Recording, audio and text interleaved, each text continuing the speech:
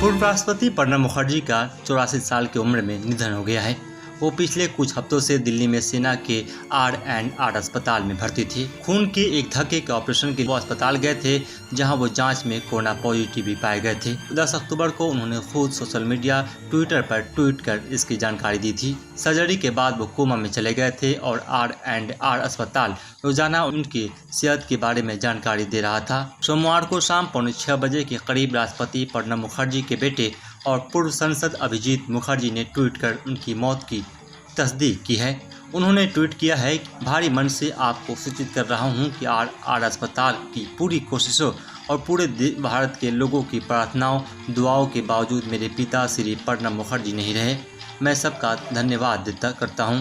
पूर्व राष्ट्रपति के सम्मान में केंद्र ने 7 दिन के राष्ट्रीय शोक की घोषणा की है। देश के वर्तमान राष्ट्रपति रामनाथ कोविंद ने ट्वीट करके पूर्व राष्ट्रपति प्रणब मुखर्जी के निधन पर दुख जताया है। प्रधानमंत्री नरेंद्र मोदी ने उनके निधन पर शोक जताते हुए ट्वीट किया है। उन्होंने लिखा है, भारत रत्न श्री प्रणब मुखर्जी के निधन पर भारत शोकाकुल है। हमारे राष्ट्र के विकास के पथ पर उन्होंने एक अमिट छाप छोड़ी है।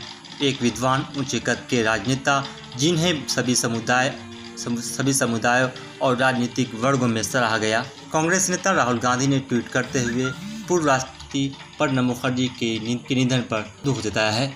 उन्हें ट्वीट करते हुए कहा है, बहुत दुख के साथ राष्ट्र को हमारे पूर्व राष्ट्रपति प्रणब मुखर्जी के निधन की खबर मिली है। मैं पूरे देश के साथ उन्हें श्रद्धांजलि देता हूँ। शोकाकुल परिवार और दोस्तों के साथ मेरी संवेदनाएं हैं।